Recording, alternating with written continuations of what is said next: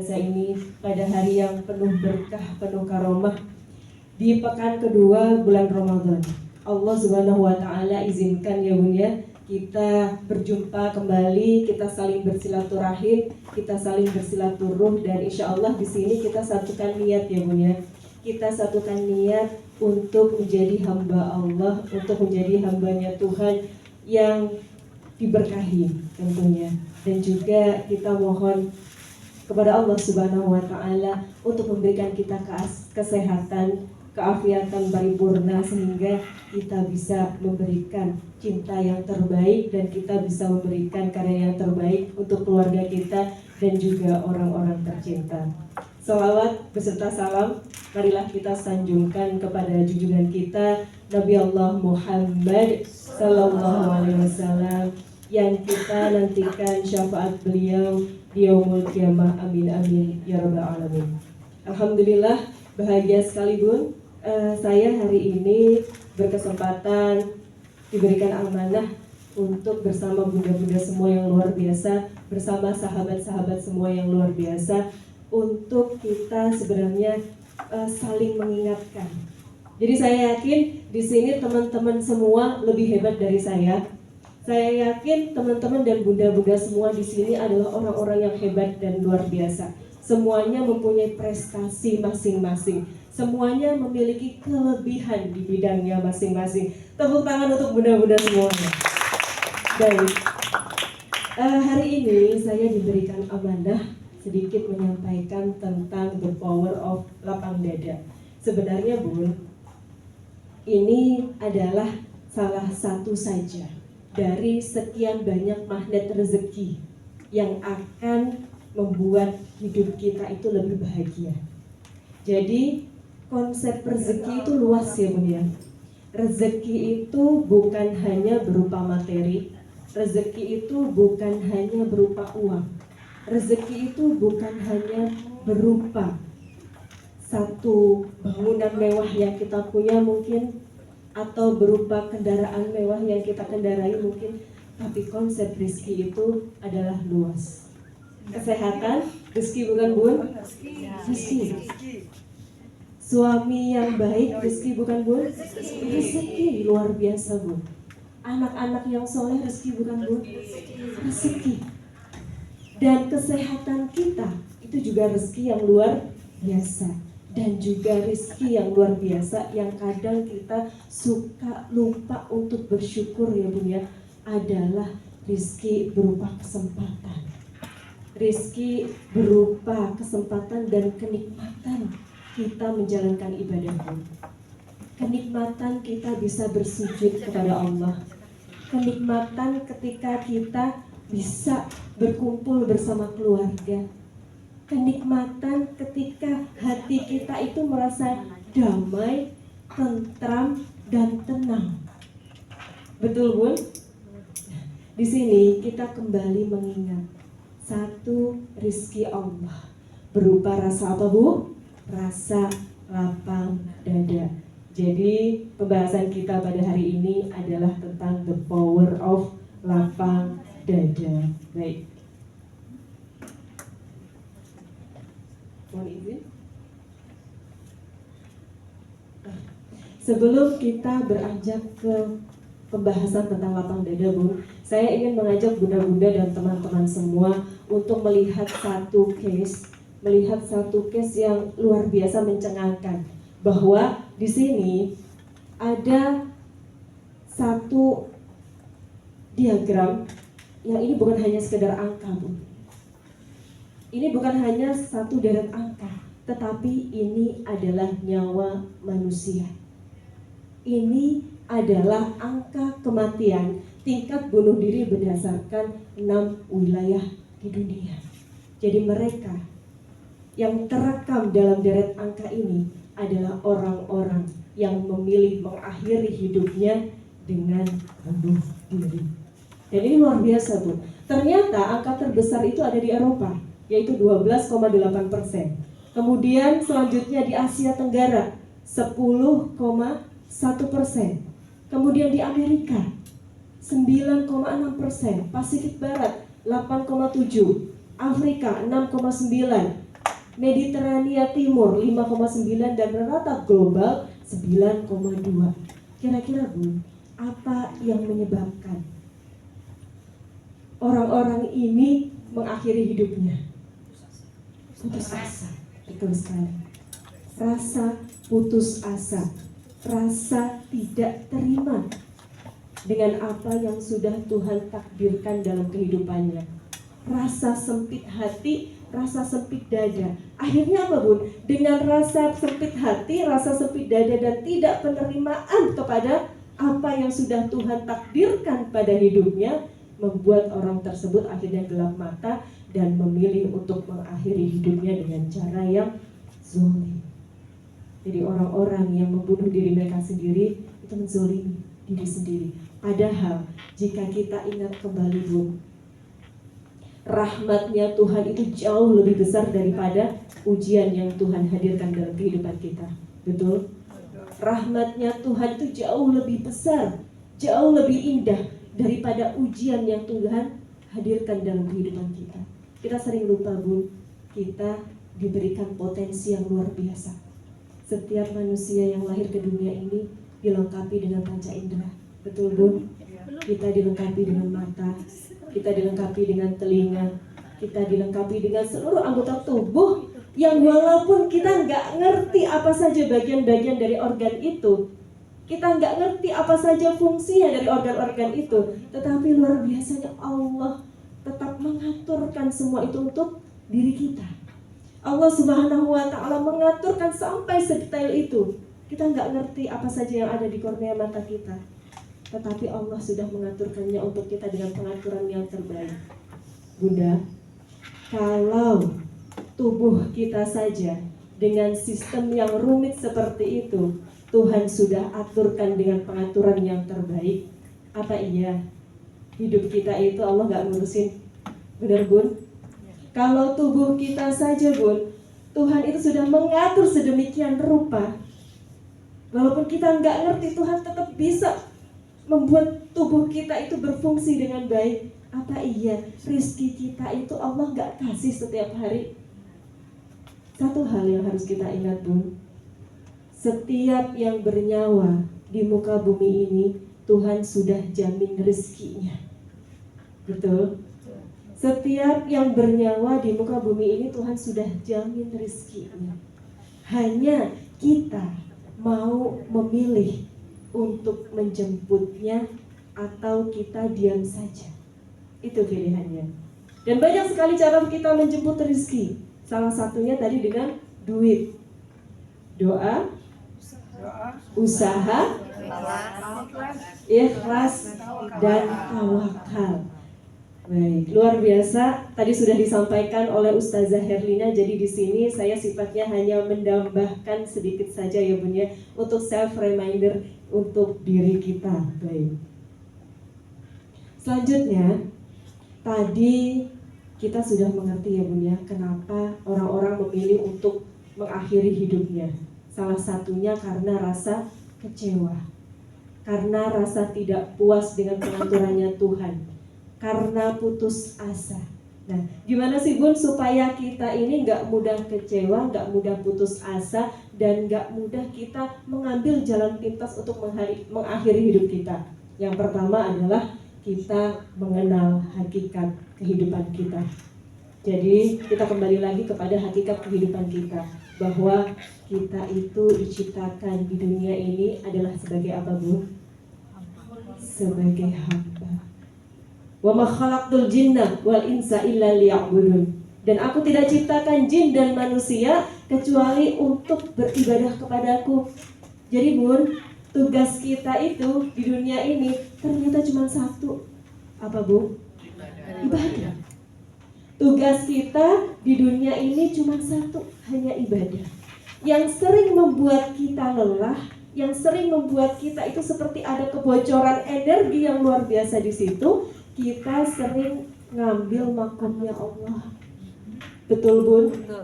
Yang kasih rizki itu siapa Bun? Allah. Tugas kita cuma apa Bun? Ikhtiar. Betul. Tugas kita adalah ikhtiar. Salah satunya mungkin dengan kita bergabung dengan Iskop. Salah satu ikhtiar kita Salah satu cara kita untuk bisa menjemput rezeki, mungkin bunda-bunda yang lain ada yang bekerja di instansi pemerintah dan lain sebagainya, ada yang membuka usaha dan lain sebagainya. Itu adalah ikhtiar kita dalam mencari rezeki, menjemput rezeki. Dan rezeki itu kita yakin adalah pemberiannya Allah. Dan tentunya rezeki itu diberikan kepada hambanya sesuai dengan porsinya masing-masing, sesuai dengan kebutuhan masing-masing. Jadi mindset kita mulai saat ini kita perbaiki ya Bun ya, bahwa rezeki kita itu sudah pasti ada. Rezeki itu nggak susah Bun, betul? Rezeki itu nggak sulit, rezeki itu nggak susah. Karena setiap hari kita dikasih rezeki sama Allah. Yang susah itu sebenarnya apa Bun? Betul. Yang susah, yang bikin kita susah itu adalah ekspektasi kita terlalu tinggi dan tidak pas.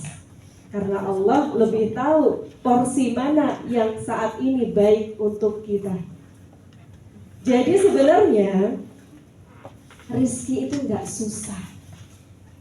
Tadi tugas kita itu di dunia ini untuk apa Bun? Untuk beribadah. Setiap hari kita ibadah. Dan apapun yang kita lakukan karena Allah itu adalah ibadah. Termasuk kita berzikir, termasuk kita bekerja, termasuk kita berucap. Kalau kita berucap, kata-kata kita ini kita niatkan ibadah, itu akan jadi pahala. Tetapi kalau lisan kita Bun, kita hiasi dengan keluh kesah. Keluh kesah kita yang sering apa Bun? Aduh sudah akhir bulan nih, dompet udah mulai tipis. Kemudian apa lagi Bun? Sembako udah mulai kritis dan lain sebagainya. Yang ada apa Bun? Yang ada adalah semakin susah, semakin sedikit.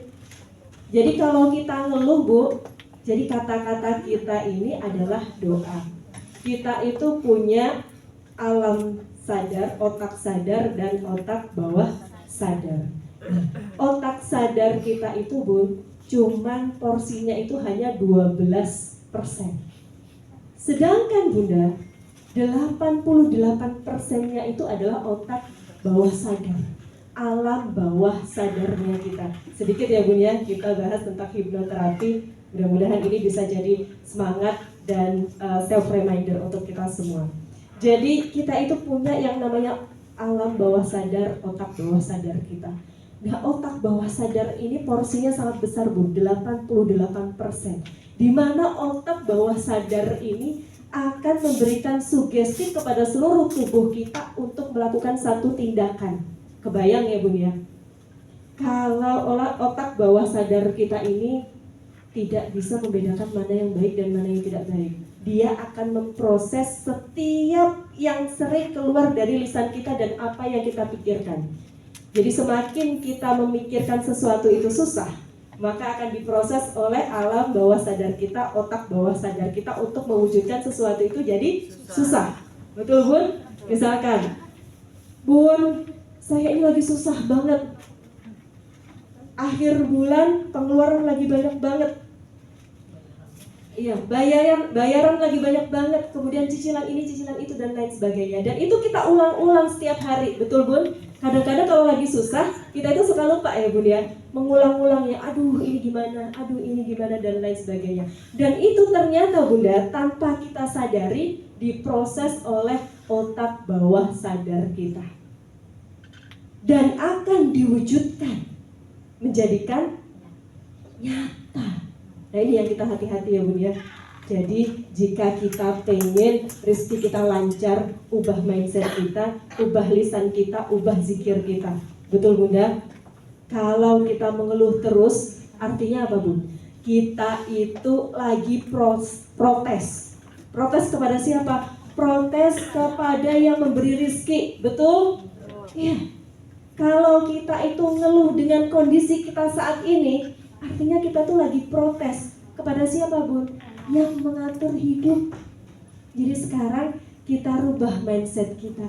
Kita jangan kebanyakan protes. Jalani saja. Kita jangan kebanyakan protes. Syukuri syukuri dengan apa yang Tuhan kasih saat ini. Kita syukuri dengan potensi apa yang sudah Tuhan titipkan kepada kita, dan gunakan potensi itu sebaik-baiknya untuk menjemput keridhaan Tuhan. Itu konsep dari lapang dada. Baik.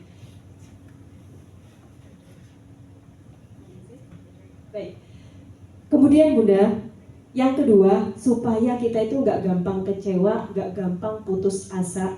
Selain kita kembali lagi kepada hakikat kita sebagai hamba, kita sadari bahwa kehidupan ini, dimensi kehidupannya, episode kehidupannya hanya ada dua. Yaitu yang pertama adalah kesedihan, yang kedua adalah kebahagiaan. Jadi kita sadari, hidup ini episodenya cuma dua. Saat ini Tuhan berikan kesedihan, besok Tuhan hadirkan kebahagiaan. Dan setiap masalah Tuhan berikan bersama dengan solusinya. Jadi masalah itu Tuhan berikan bersama solusinya. Iya, masalahnya kita sadari, kita mau nggak menjemput solusinya itu? Karena kita yakin dalam Al-Quran, ya Bun ya, dalam Al-Quran Allah Subhanahu wa Ta'ala berfirman, sesungguhnya bersama kesulitan, kita garis bawahi ya Bun ya, bersama kesulitan ada kemudahan. Artinya apa Bun? Ternyata Tuhan hadirkan masalah itu plus paket lengkap dengan solusinya. Nah itu, jadi kembali lagi kita sadari bahwa memang dimensi kehidupan kita itu sudah paketnya lengkap, kesedihan plus kebahagiaan. Kalau kita sudah sadari ini, maka hidup ini kita legowo. Sekarang Tuhan kasih kita mungkin kesulitan dalam hal ekonomi, tapi bersama dengan itu yakin Tuhan itu sudah siapkan solusinya. Tuhan hadirkan masalah supaya apa Bun? Supaya kita bisa mengkonversi ujian itu menjadi satu amal soleh. Kita bisa mengkonversi satu ujian itu bisa menjadi sesuatu rasa syukur. Dan kita ketahui bahwa rasa syukur dan lapang dada ini adalah makom pahala yang tertinggi. Ya Bun ya. Ternyata makom pahala yang tertinggi itu ada pada rasa sabar dan ridho, artinya ada pada lapang dada. Nah, ini ya Bun ya, kembali lagi kenapa orang mudah kecewa. Yang pertama karena adanya luka masa lalu. Yang kedua karena perfeksionis. Yang ketiga karena self esteem yang rendah. Yang keempat karena kurang mampu mengelola stres, dan yang kelima karena insecure. Nah, Bu, kita pernah nggak ada rasa kecewa, dikecewakan oleh seseorang? Sering, ya. Biasanya rasa kecewa itu membuat hati kita jadi gimana Bun? Sempit, sesek, detakan jantungnya jadi cepet, bener Bun? Kemudian yang kita punya darah tinggi jadi tensinya naik, yang darah rendah tensinya ngedrop, bener Bunda? Ada orang yang benar-benar harus dilarikan ke ICU, harus ke rumah sakit gara-gara apa? Tiba-tiba shock, tiba-tiba kaget. Nah ini, kira-kira karena apa Bun? Karena rasa kecewa, betul. Kita di sini supaya interaktif ya Bun ya, karena memang jamnya ini sudah siang, jadi saatnya tubuh kita ini memang sedang meronta-ronta pengen diistirahatkan. Tetapi di sini tepuk tangan buat bunda-bunda semuanya, karena bunda-bunda semua di sini tetap memilih untuk melawan itu semua, dan kita belajar bersama supaya kita bisa menjadi seorang wanita yang penuh dengan power. Power apa Bun? Power syukur dan power cinta. Baik, di sini ada 4 Sebenarnya ini tanda cinta saja, Bun. Ini nggak seberapa. Ini dari komunitas saya, yaitu Sekolah Hati Foundation. Sedikit menceritakan tentang Sekolah Hati Foundation. Jadi di sini saya bersama teman-teman trainer, kita membuat satu komunitas, di mana di sini adalah komunitas belajar, komunitas untuk para ibu dan calon ibu untuk kita belajar bersama. Belajar tentang apa, Bu? Everything. Jadi tentang kesehatan, kesehatan fisik, kesehatan mental, dan juga kita belajar tentang pengembangan diri kita sebagai seorang wanita. Jadi kenapa kita harus terus belajar, Bu? Kenapa wanita harus terus belajar? Iya, betul. Karena jika wanita, perempuan itu tidak disibukkan dengan ilmu, maka dia akan disibukkan dengan perasaannya. Betul, Bunda? Betul. Jadi sangat penting sekali kita terus belajar, terus mengupdate diri, terus kita berusaha mencari teman-teman, mencari circle yang positif. Termasuk kita hari ini berdiri dan duduk di sini bersama. Ini adalah circle yang luar biasa, yang bisa memberikan motivasi untuk kita. Jadi yang bisa membuat kita itu bangkit kembali. Ya Bun ya, yang tadinya kita memilih hanya untuk jadi ibu rumah tangga saja. Walaupun kita tahu ibu rumah tangga itu adalah profesi yang paling mulia. Jadi karir tertingginya seorang wanita itu memang menjadi madrasatul ula ibu rumah tangga. Tetapi kita punya 7 peran lagi, Bunda. Bukan hanya kita mengajak keluarga kita saja, tetapi kita punya satu kewajiban lagi dalam Quran surat Al-Asr. A'udzubillahi minasyaitonirrajim. Bismillahirrahmanirrahim. Wal 'ashr innal insana lafi khusr illal ladzina amanu wa 'amilus solihati wa tawassaw bil haqq wa tawassaw bis sabr. Allah Subhanahu wa taala berfirman dalam Al-Qur'an, bersumpah demi masa. Kenapa harus masa, Bu? Karena waktu ini luar biasa, Bunda. Waktu ini sangat penting sekali untuk kita. Banyak orang yang tergelincir kepada neraka hanya karena lalai dengan waktu yang diberikan. Demi masa, sesungguhnya manusia itu dalam kerugian. Kecuali yang pertama, illal ladzina amanu, orang-orang yang beriman pada Tuhan.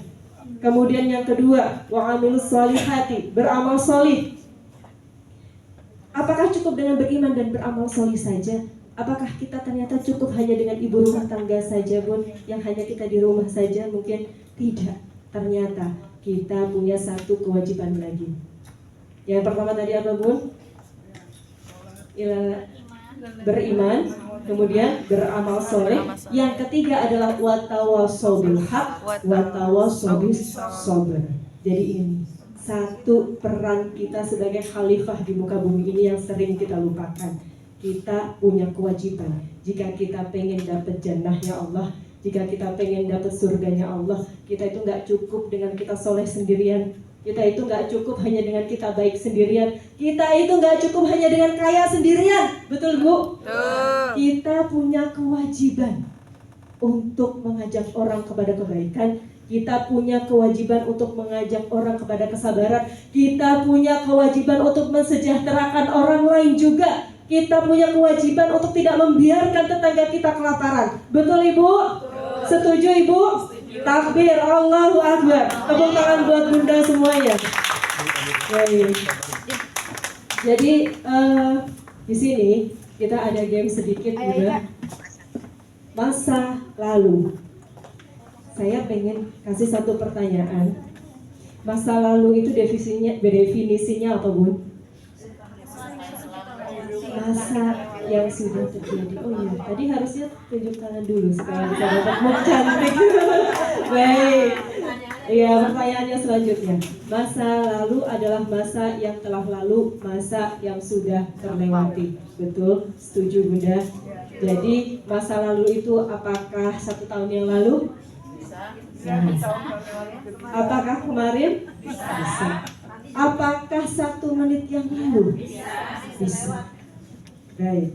Jadi Bunda, masa lalu adalah masa yang telah kita lalui, masa yang sudah berlalu, masa yang kita harus ambil pelajaran dan ibroh dari itu untuk menjadikan saat ini kita bisa lebih baik dari masa yang kemarin. Nah, kemudian Bunda, orang-orang yang memilih untuk kecewa, kira-kira kecewa itu adalah takdir atau pilihan? Boleh? Ya, silakan Bunda. Pilihan, betul sekali, Masya Allah. Barakallahu. Mohon berkenan menerima kenang-kenangan dari Sekolah Hadi Foundation. Terima kasih. Alhamdulillah. Baik. Jadi kecewa itu bukan takdir ya. Kecewa itu adalah pilihan.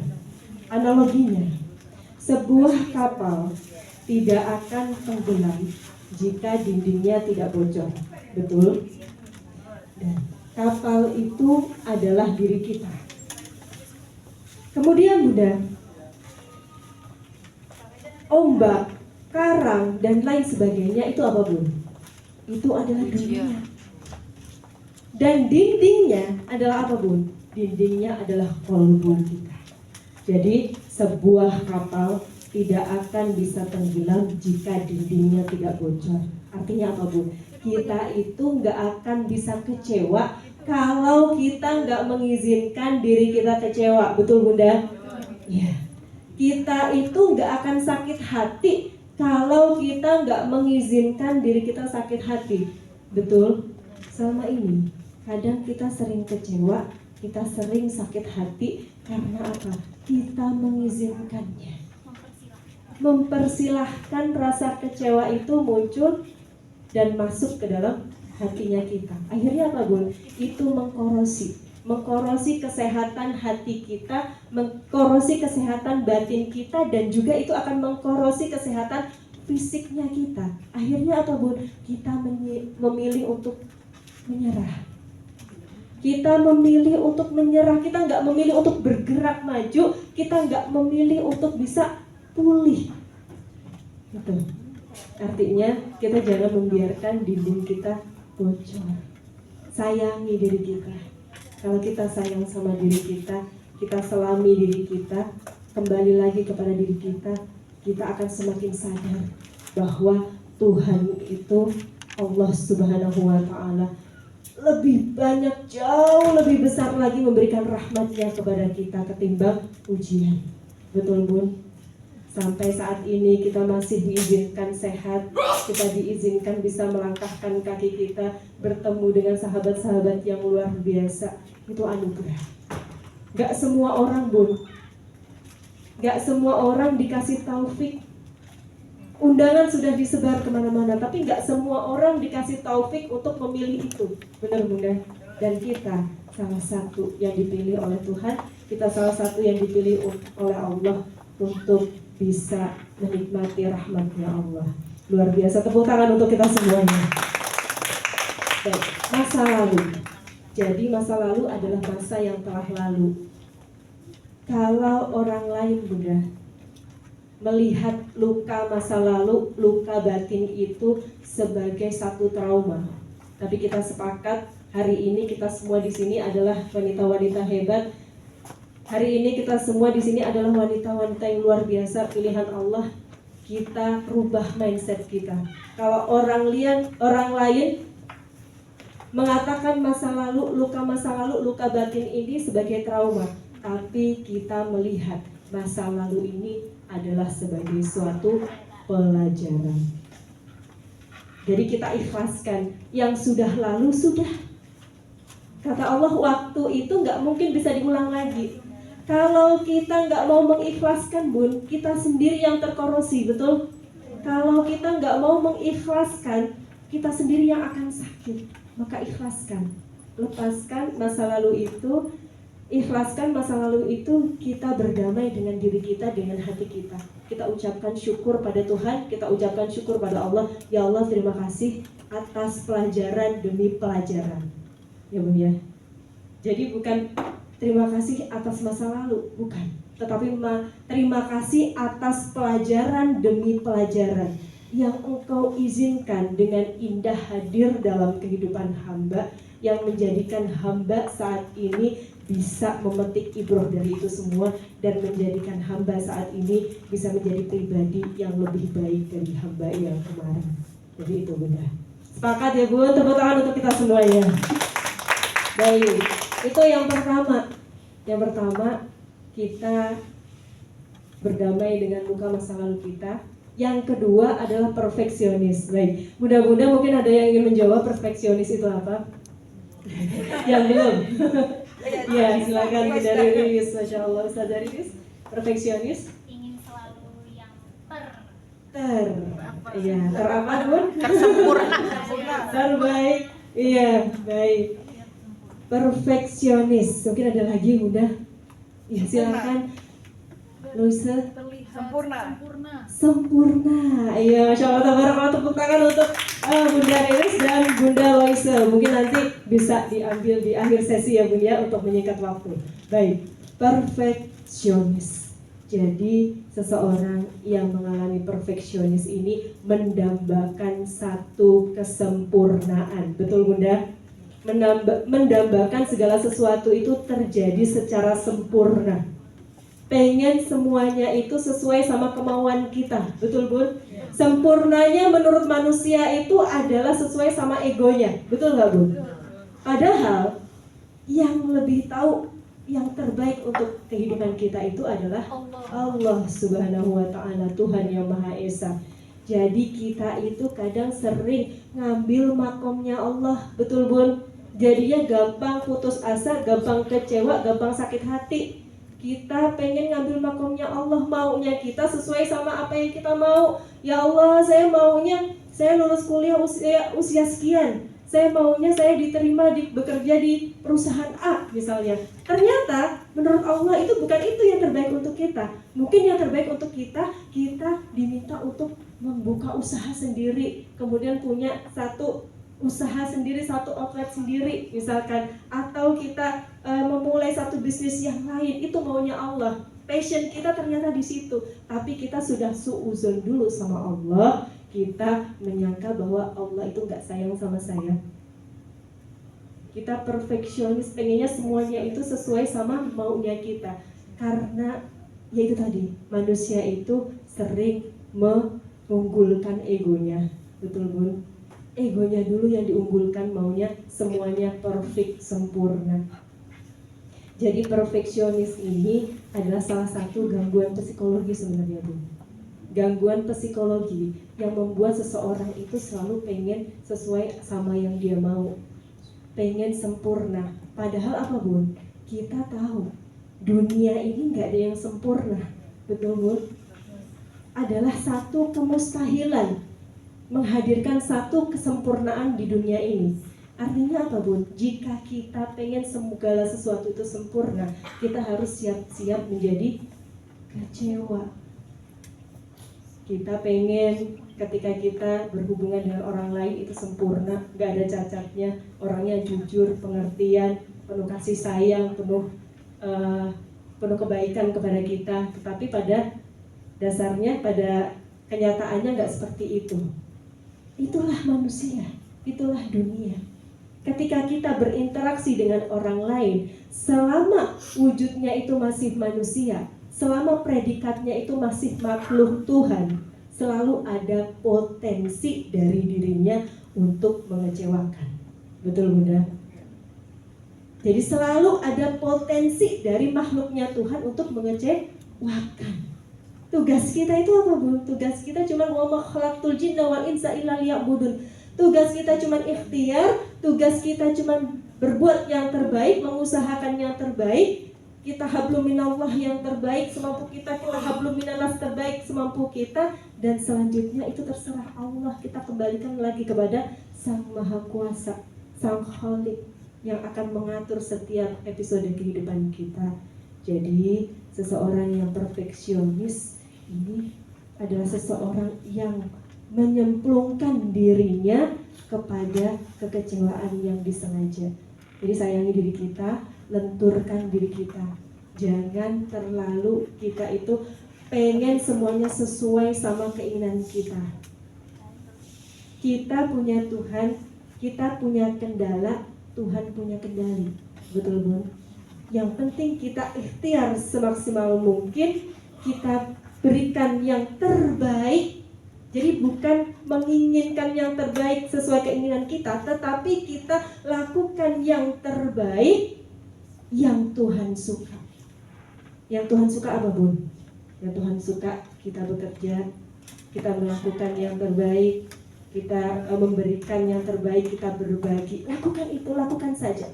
Jika kita sudah lakukan yang terbaik, maka Tuhan akan memberikan yang terbaik dengan cara yang jauh lebih indah. Yang lebih indah dari apa yang kita pikirkan. Jadi itu poin yang kedua. Yang ketiga adalah self esteem yang rendah. Nah, ini masih ada satu muk lagi. Self esteem yang rendah itu apa, Bun? Ya, mungkin yang belum Iya. Borong. Self esteem yang rendah itu apa, Bun? Ya, silakan Ustazah. Iya, hampir mirip. Jadi self esteem yang rendah itu adalah kita kurang menghargai diri kita. Jadi penghargaan kepada diri kita itu rendah. Ya, dengan kata lain demikian. Jadi kita kurang menghargai diri kita sendiri. Ketika kita mau memulai sesuatu, kita belum berjuang, kita sudah menyerah duluan. Saya pasti nggak bisa. Jadi di sini, Bun, kita itu sering berperan sebagai lilin. Pernah, Bun? Kita berperan sebagai lilin, kita itu menerangi sekitar kita, tetapi kita lupa, kita menyakiti diri kita sendiri. Jadi supaya kita itu bisa menjadi hamba yang bahagia, hamba yang penuh syukur, hamba yang penuh ridho, kita sayangi diri kita. Kadang itu kita lupa bersyukur, kita lupa mensyukuri diri kita. Kita jarang berterima kasih kepada diri kita, betul Bunda? Apakah kita sering berterima kasih kepada diri kita? Wahai tubuhku, terima kasih. Sampai saat ini engkau sudah kuat menemaniku. Sampai saat ini engkau sudah kuat menemani perjalananku. Berjuang untuk anak-anak, berjuang untuk keluarga dan lain sebagainya. Apakah kita pernah, Bun?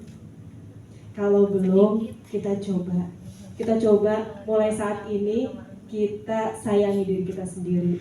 Kita jangan menjadi lilin saja, tetapi kita juga bisa membangun diri kita. Kita bisa bersinergi, sukses bersama. Jadi ketika kita memberikan cinta kepada orang lain, kita juga harus bisa memberikan cinta kepada diri kita sendiri. Ketika kita bisa menjadi pribadi yang penuh cinta, maka kita akan bisa menjadi wanita yang lebih kuat, yang bisa memberikan cinta dan kemanfaatan yang lebih besar untuk orang lain. Kemudian selanjutnya, mohon izin.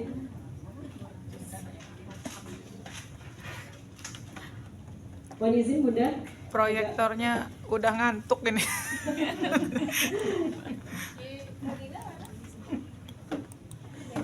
Bu, masih fokus, Bu. Ya, baik.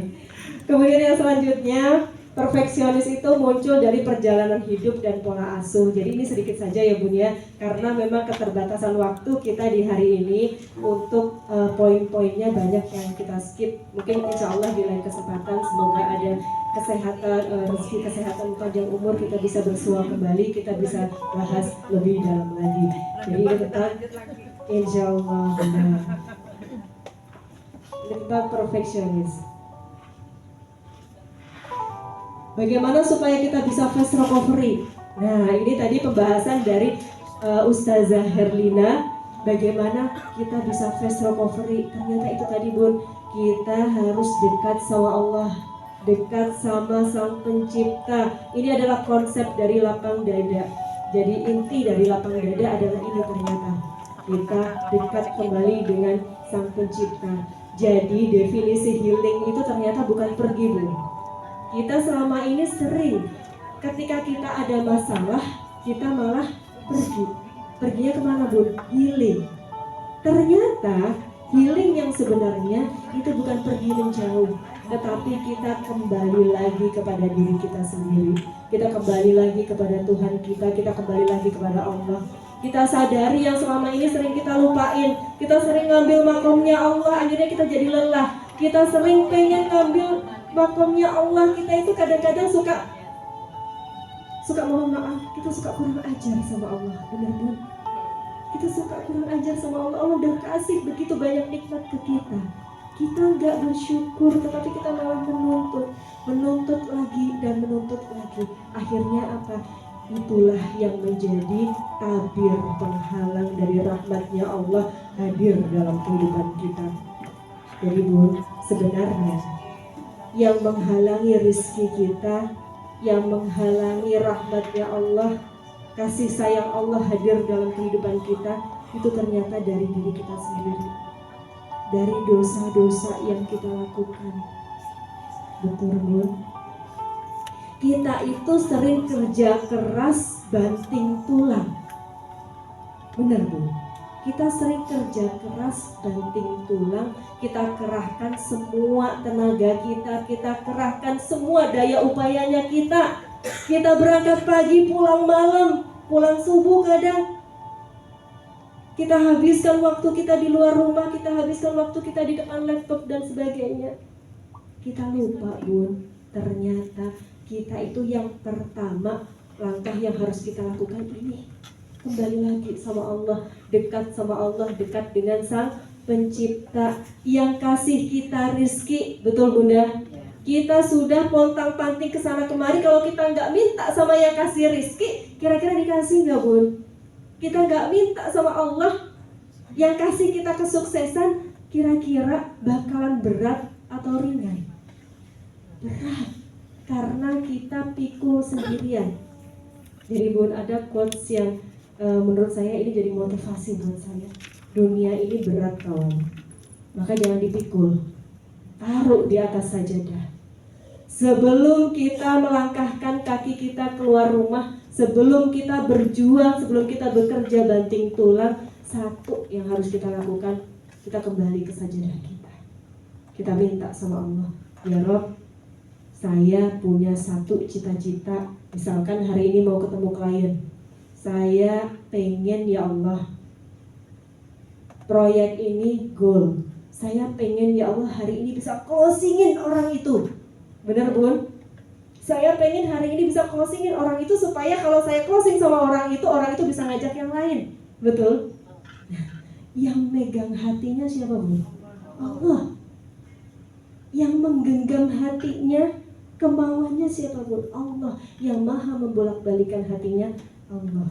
Sebelum kita melangkahkan kaki, kita sujud lagi sama Allah. Ya Allah, saya punya hajat ini, saya punya keinginan ini hari ini.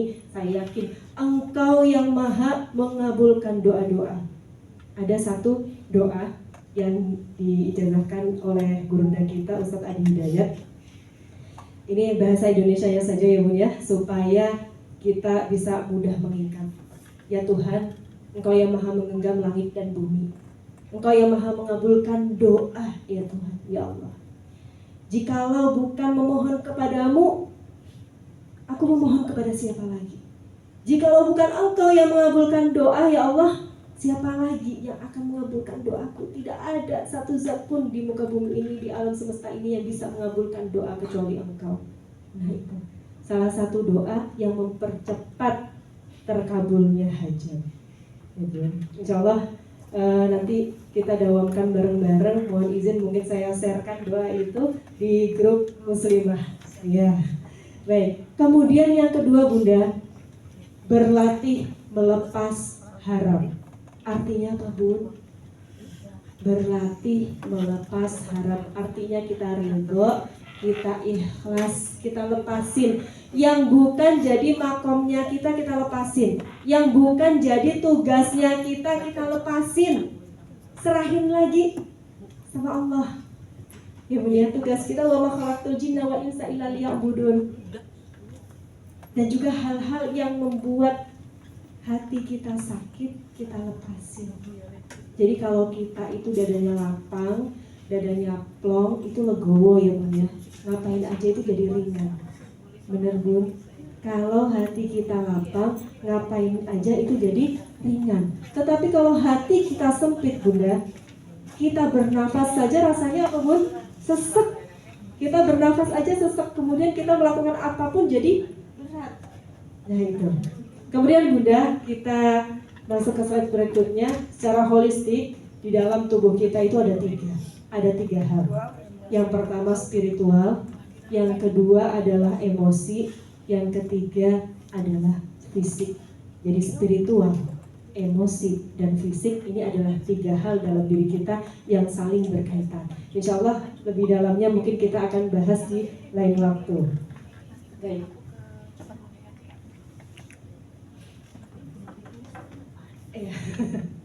Insya Allah nanti di-sharekan saja ya Bun di grup kita. Baik.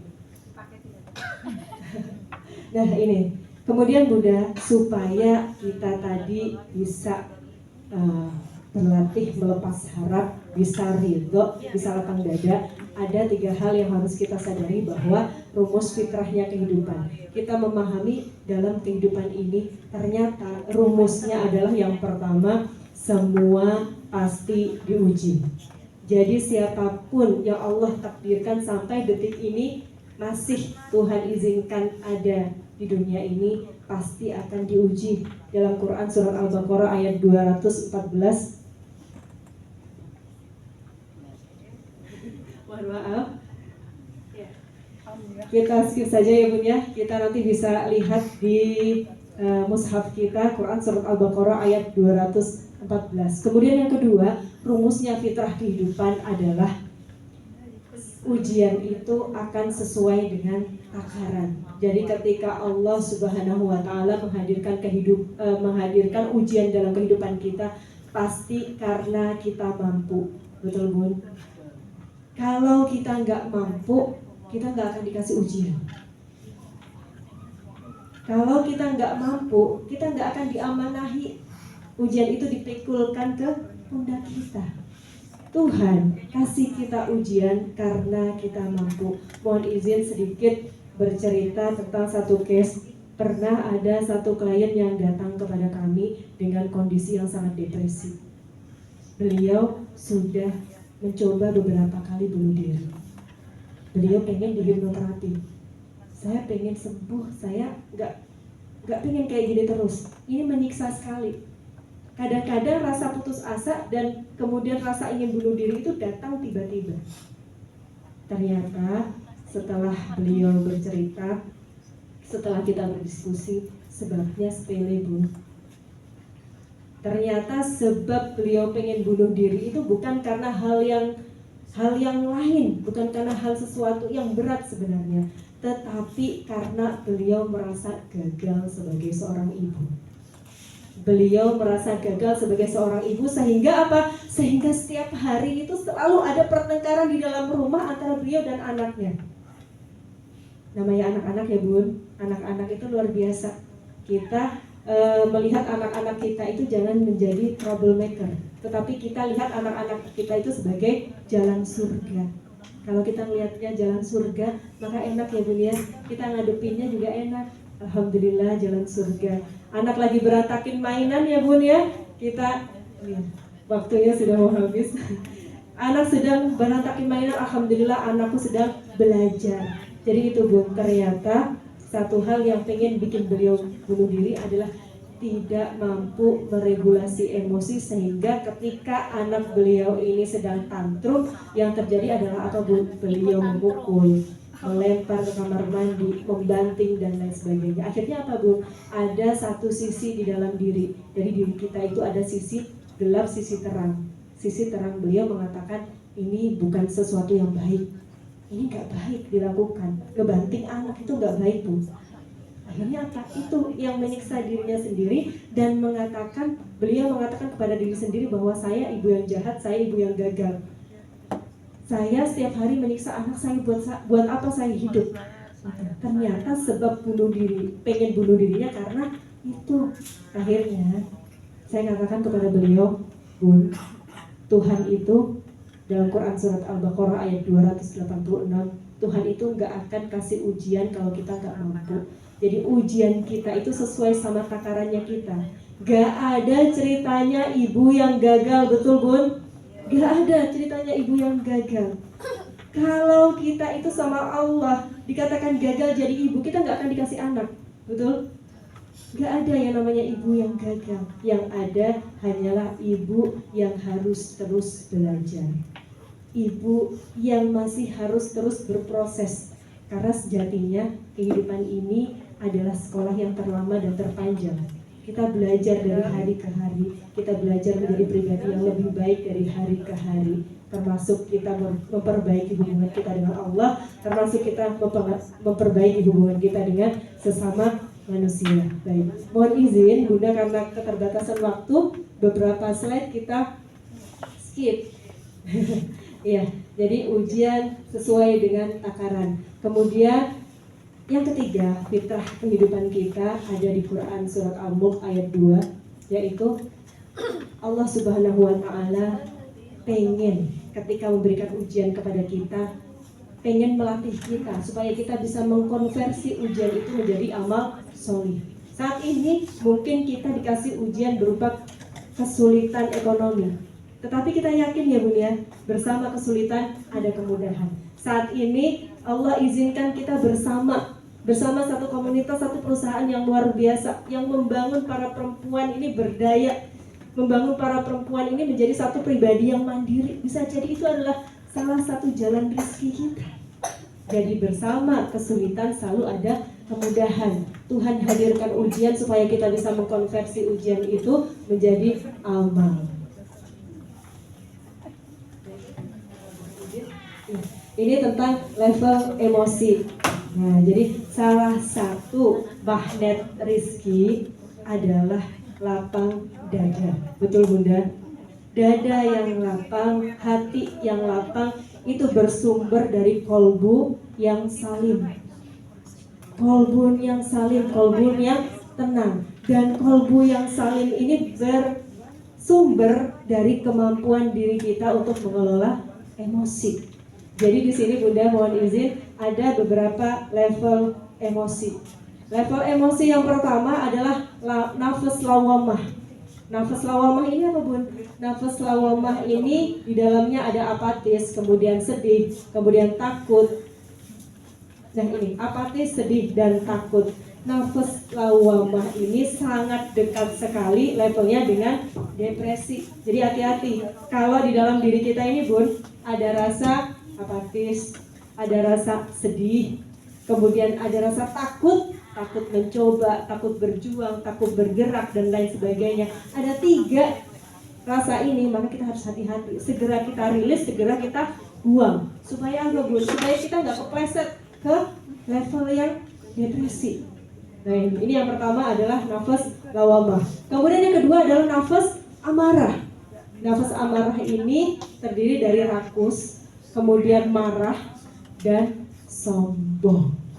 Nah, ternyata Bun, kita sering lupa yang menutup pintu rezeki kita ternyata adalah nafas-nafas ini, nafas lawamah dan nafas amarah, yang di dalamnya ada rasa rakus, kemudian marah, dan sombong. Orang yang sombong itu menjadikan tertutup pintu rahmatnya Allah hadir dalam kehidupannya. Betul Bun? Definisi sombong itu apa Bun? Merasa ana khairu minkum, merasa dirinya lebih baik daripada orang lain. Sehingga apa Bun? Karena merasa dirinya lebih baik dari orang lain, akhirnya nggak mau belajar. Padahal ketika kita mau belajar lagi, belajar terus dan terus belajar, potensi kita akan lebih tergali. Disitulah jalan rezeki dan pintu rahmatnya Allah terbuka lebar. Nah ini. Kemudian Bunda, yang ketiga adalah nafas mutmainah. Ini disebut juga dengan zona ikhlas atau energi positif. Energi positif ini yang akan menjadi pembuka jalan rizkinya kita, pembuka rahmat Tuhan hadir dalam kehidupan kita. Apa saja Bun yang termasuk dalam nafas mutmainah atau zona ikhlas? Yang pertama adalah semangat. Semuanya masih semangat hari ini? Semangat. Kita semangat ya Bun ya. Kalau kita semangat maka jalan rezeki kita akan terbuka lebar. Betul Bun? Yang kedua adalah menerima. Semuanya ridho ya Bun hari ini. Ya, yang sudah lalu, yang sudah kemarin lupain ya Bun. Ya, ikhlasin bukan lupain. Kalau lupa dan ikhlas itu adalah dua hal yang berbeda. Kalau ikhlas kita itu sudah terima.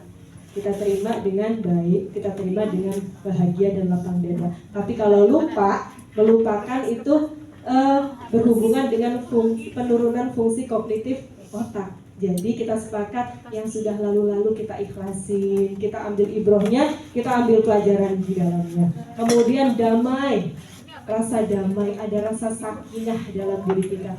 Kalau hati kita itu sudah damai, hati kita itu sudah sakinah, sudah tenang ya Bun ya, maka jalan rezeki itu akan terbuka lebar.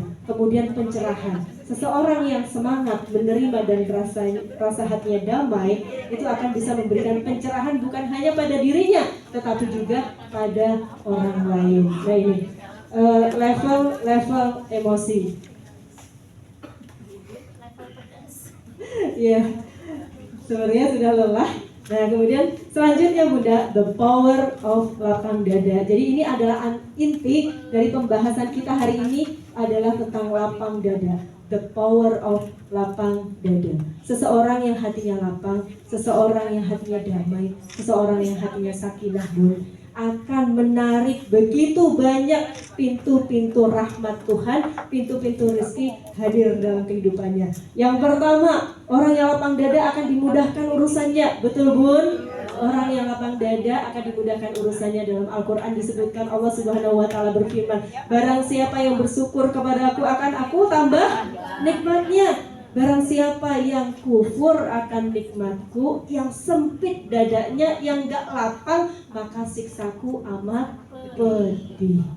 Jadi itu ya Bun ya, kita beristighfar, astagfirullahaladzim, ya Allah, ternyata dosa saya itu Bun yang selama ini menghalangi rezeki itu hadir dalam kehidupan saya. Ternyata karena dosa-dosa saya. Dosanya apa Bun? Dosa yang kita sering gak sadar. Apa itu tadi Bun? Dosa nggak ridho, dosa nggak ikhlas, dosa nggak lapang dadanya, dosa ngeluh. Ternyata Bun, kita sering ngeluh nggak Bun? Sering. Ternyata ngeluh itu dosa. Iya. Kalau kita ngeluh, artinya kita itu lagi protes sama Allah. Protes sama pengaturan terindahnya Allah yang sudah Allah aturkan dalam kehidupan kita. Coba kalau misalkan kita ubah mindset kita ubah ngeluh itu tadi dengan rasa syukur. Misalkan saat ini ada dua orang. Yang pertama datang, Bu, saya ini lagi apes. Nah, zikirnya apa Bun? Apes, apes, apes. Kadang-kadang kalau orang lagi apes, lagi kesel, diulang-ulang nggak Bun? Ini aduh saya lagi apes, saya lagi susah gitu. Akhirnya zikirnya apa? Apes, susah, apes, susah, apes, susah. Zikirnya jadi itu terus. Akhirnya diproses sama alam bawah sadar kita, memerintahkan seluruh organ-organ kita untuk jadi malas, kemudian untuk jadi gak mau gerak, gak mau bergaul, gak mau bersinergi dan lain-lain. Akhirnya apa Bun? Apes beneran. Tetapi Bun, kalau kita rubah jadi rasa syukur. Zikirnya kita ganti sukses, sukses, sukses. Setuju Bun? Ayo kita ulangi. Sukses, sukses, sukses. Bisa, bisa, bisa. Kira-kira ada getaran nggak dalam hati kita Bun? Beda nggak ketika kita ngomong apes sama kita ngomong sukses? Rasanya gimana Bun? Lebih sehatan yang mana deh? Sukses, betul. Kalau kita rubah zikirnya kita dengan sesuatu yang positif, maka itulah yang akan diwujudkan oleh alam bawah sadar kita, otak bawah sadar kita, untuk memerintahkan seluruh anggota tubuh kita untuk jadi semangat menjemput sukses. Tepuk tangan buat kita semuanya. Ini tadi baru yang pertama. Kemudian yang kedua Bunda, mengundang rizki. Ya Bun, ternyata orang yang lapang dada, kenapa gampang banget dapat rizki. Ya Bun ya, kadang-kadang kita kalau melihat pengusaha-pengusaha muslim yang sukses, kerjaan beliau apa sih Bun sebenarnya? Kerjaan beliau tiap hari jalan-jalan. Tiap hari jalan-jalan, tiap hari taklim. Pengajian di masjid Pondok Indah datang, pengajian di masjid mana lagi datang, kemudian santunan yatim datang. Kerjaannya tiap hari apa Bun? nanam benih, betul. Tiap hari kerjaannya jalan-jalan dalam rangka apa Bu? Dalam rangka beribadah kepada Allah. Hatinya lapang. Mau bagi duit seberapa aja lapang kayak Bu Lurah ya Bu. Bagi duit 1 juta lapang. Insya Allah besok dapat 2 juta ya Bu. Bagi ke anak yatim lapang. Insya Allah besok dapat berlipat-lipat ganda lagi. Jadi itu ternyata orang yang lapang dada itu gampang dapat rezeki. Orang yang lapang dada itu menyadari bahwa apapun yang saat ini dititipkan sama Allah, gak ada hak milik Bu, adanya hak titipan. Kita cuma dititipin, hak pakai aja, hak sementara aja. Itu adalah miliknya Allah. Jadi ketika dibagi-bagi, ya santai aja, biasa aja, santai aja. Ini kan miliknya Allah, dibagi-bagi dengan ikhlas, dengan lapang dada. Akhirnya apa Bu?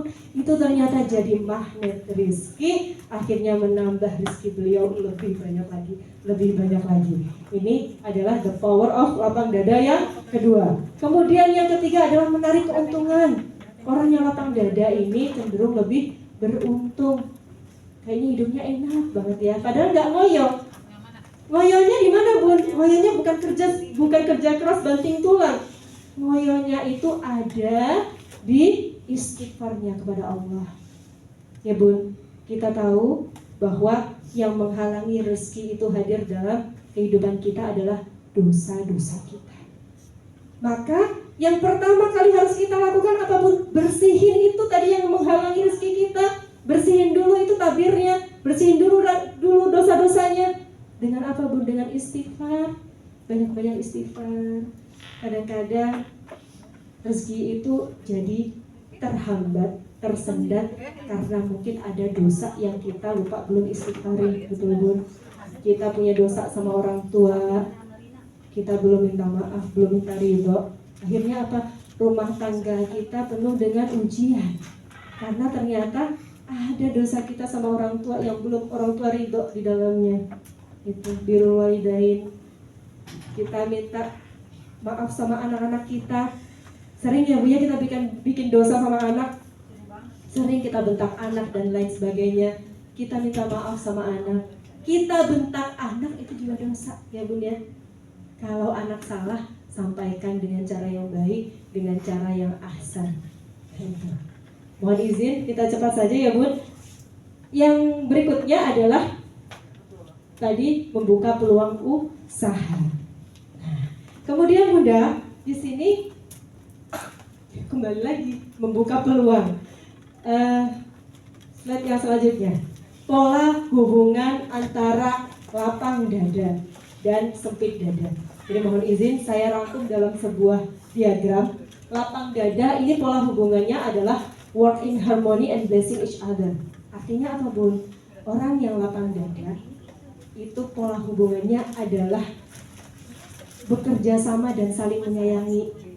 Karena apa Bun? Hatinya lapang. Kalau ketemu sama orang pengennya apa Bun?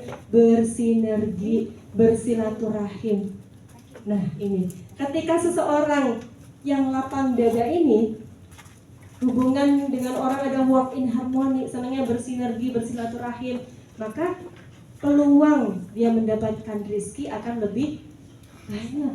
Dalam Al-Quran dan dalam hadis disebutkan bahwa barang siapa yang ingin dipanjangkan usianya dan dimudahkan rezekinya, maka jalinlah silaturahmi. Seperti kita hari ini kita jalin silaturahim, ya Bun. Pasti ada ibroh di balik silaturahim kita.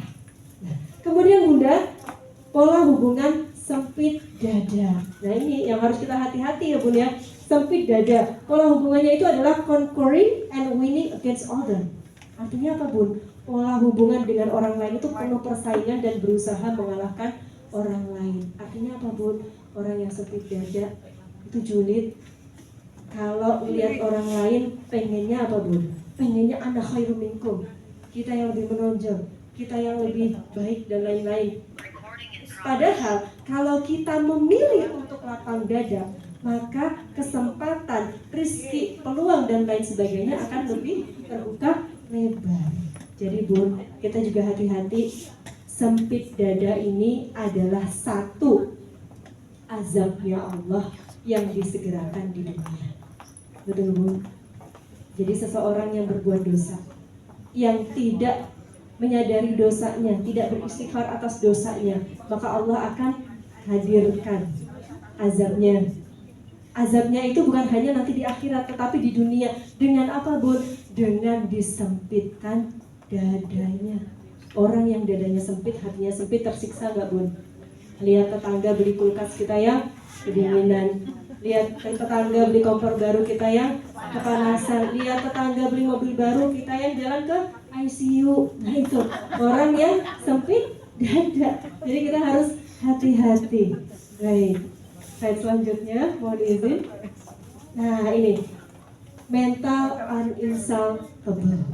Jadi lapang dada akan melahirkan satu mental yang uninsaltable. Artinya apa, Bun? Mental uninsaltable ini adalah satu mental yang kuat, tidak mudah terpatahkan, tidak mudah putus asa, tidak mudah sakit hati, dan lain sebagainya.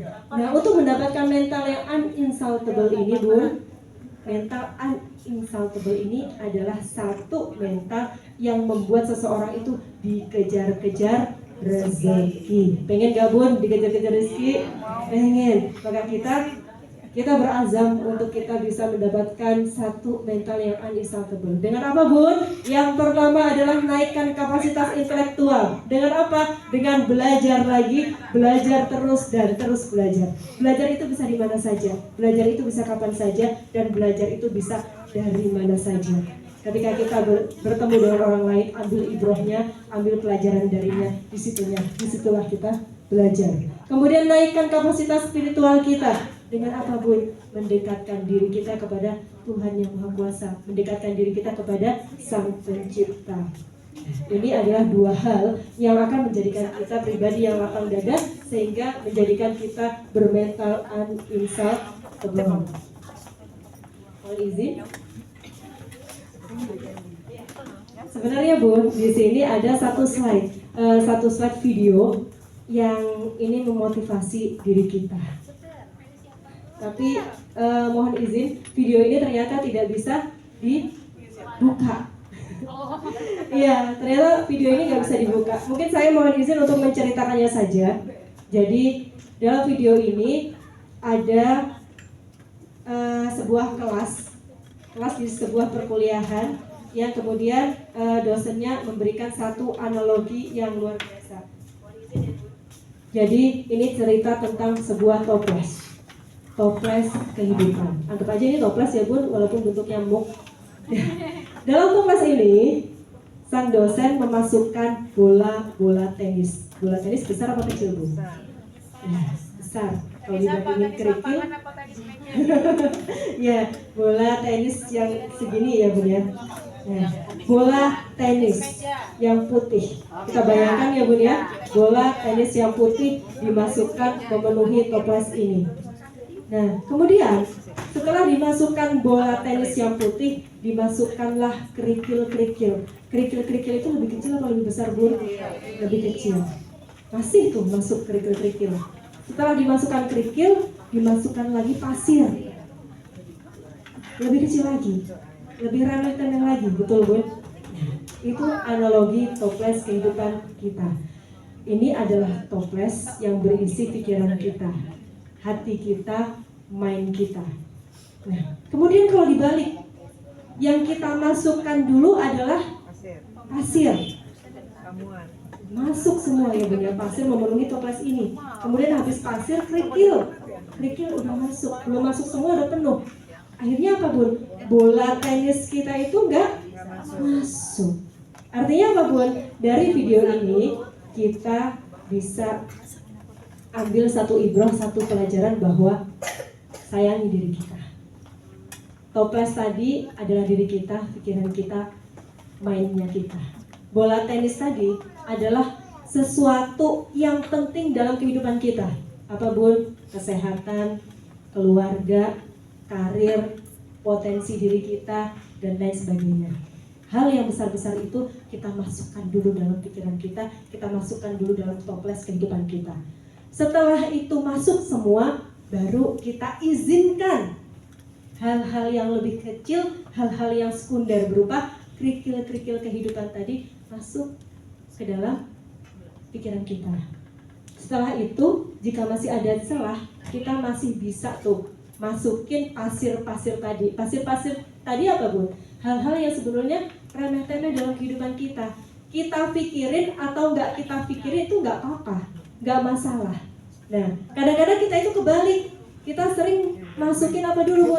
Pasirnya kita yang kecil-kecil dulu, yang bikin pikiran kita itu nanti jadi sesak. Akhirnya apa, Bun? Karena kita mikirin hal yang remeh-temeh, yang seharusnya nggak harus kita pikirin. Contohnya apa, Bun? Julidnya orang, omongannya orang, dan lain-lain. Kita sibuk mikirin itu. Akhirnya apa? Hal yang besar, bola-bola tenis kehidupannya kita itu nggak bisa masuk. Nah itu. Jadi kita rubah, Bu. Seseorang yang lapang dada akan memasukkan hal-hal yang penting dulu dalam kehidupannya, masuk untuk jadi prioritas utama untuk dipikirkan. Kemudian baru bisa mengizinkan hal-hal yang lain difilter masuk ke dalam pikirannya. Akhirnya apa? Gak ada kebocoran energi, kita bisa lebih sukses, bisa lebih maksimal. Ya, itu. Oh, maaf. Nah ini kita hampir memasuki slide yang terakhir. Nah, ternyata, Bun, pola kehidupan, rumusnya kehidupan ini adalah ada dalam Al-Quran, dalam doanya Nabi Musa yang tertulis dalam Al-Quran, yaitu apa, Bun? Rabbi shrahli sadri wa yassirli amri wahlul 'uqdatam min lisani yafqahul qawli. Ternyata rumus kehidupan itu, kalau kita pengen rezeki kita lancar, urusan kita lancar, hajat-hajat kita dikabulkan sama Allah, yang pertama adalah Rabbi shrahli sadri, ya Allah lapangkanlah duduk dadaku. Kemudian setelah lapang dada, Bun, Tuhan akan mudahkan urusan-urusan kita. Setelah Tuhan mudahkan urusan-urusan kita, maka Tuhan akan mudahkan hajat-hajat kita. Jadi ternyata, Bun, kunci sukses itu gak jauh-jauh. Kunci sukses itu kita kembali kepada Allah, kita lakukan yang terbaik, perjuangan yang terbaik yang kita bisa, dan kita minta sama Tuhan supaya Tuhan kabulkan semua cita-cita dan hajatnya kita. Kemudian ini tentang forgiveness therapy. Seseorang yang lapang dada akan mudah untuk melakukan ke 5 hal ini. Mohon izin kita skip ya, Bun. Kapan-kapan lain waktu insya Allah kita akan bahas kembali tentang terapi memaafkan. Jadi terapi memaafkan ini bisa kita gunakan teknik-tekniknya, salah satunya dengan hipnoterapi dan lain sebagainya. Nah kemudian ini ada satu perintah dalam Al-Quran. Allah Subhanahu wa Ta'ala berfirman dalam Quran surat An-Nur ayat 22.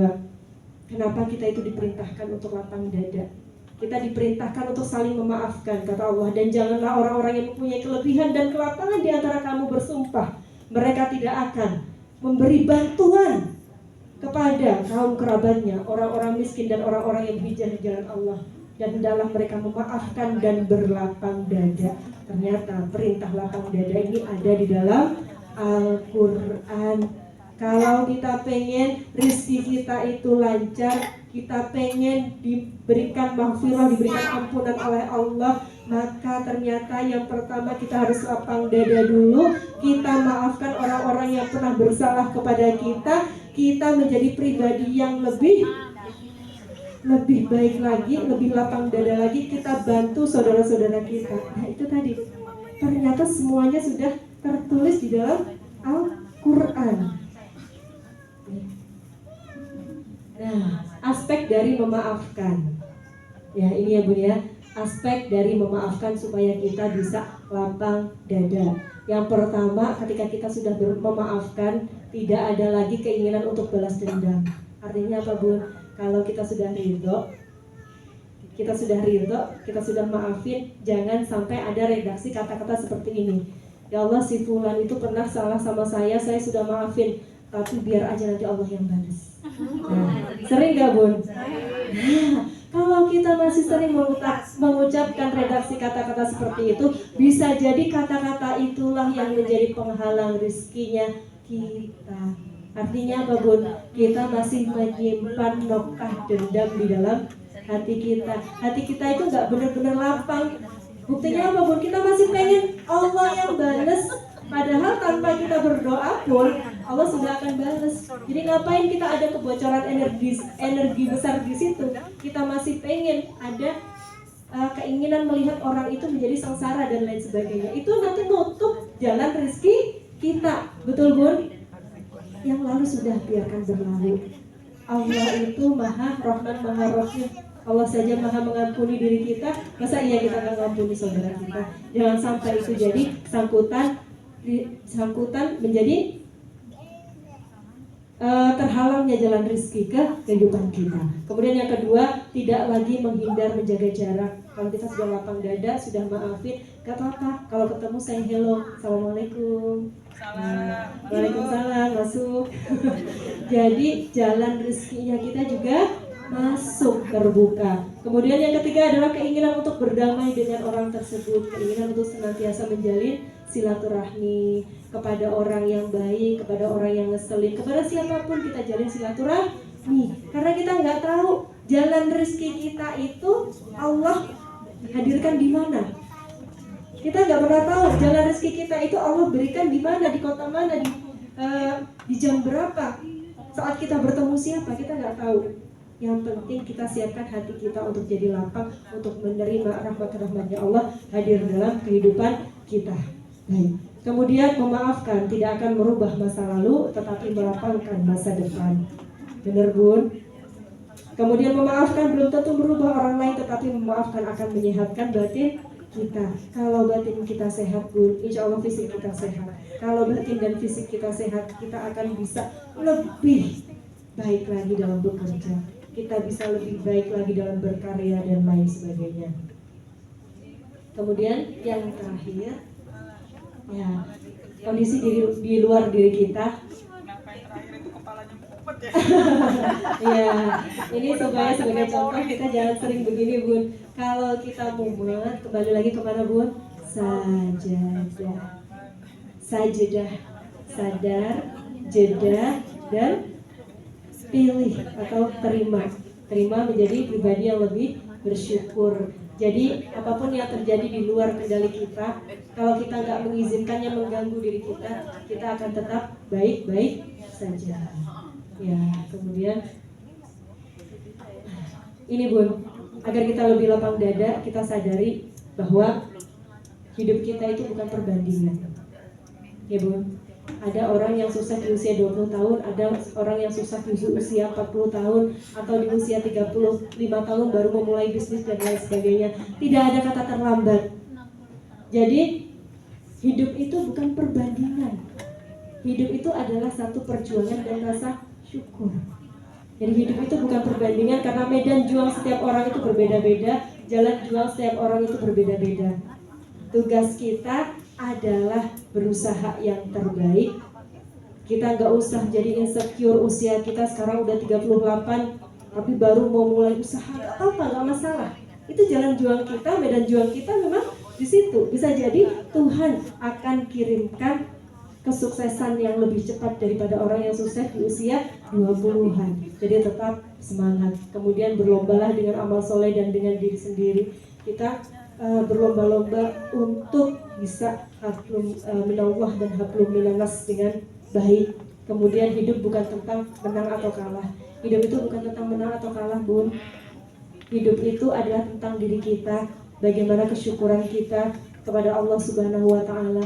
Hidup itu tentang diri kita, bagaimana kita bisa memaknai kehidupan ini dengan makna yang indah, sehingga bisa menghadirkan kebahagiaan hadir dalam hidup kita dan bisa membagi kebahagiaan itu kepada orang-orang lain di sekitar kita. Kemudian saat Anda percaya pada keajaiban, saat Anda percaya pada kekuatan doa, saat pikiran Anda positif, saat niat Anda murni, saat kesabaranmu indah, dan saat Anda berpikir baik tentang Allah, berpikir baik tentang Tuhan, apapun bisa terjadi untuk Anda. Allah dapat mengubahnya dalam sekejap. Jadi Bun, kalau Allah sudah berkata kun, pasti fayakun. Betul? Tugas kita hanya sebatas berjuang, bukan memaksakan hasil. Kita punya kendala, tapi Allah punya kendali. Yakinlah, jika Allah sudah ikut andil, maka tidak ada kata mustahil. Tetap semangat, tepuk tangan untuk kita semua.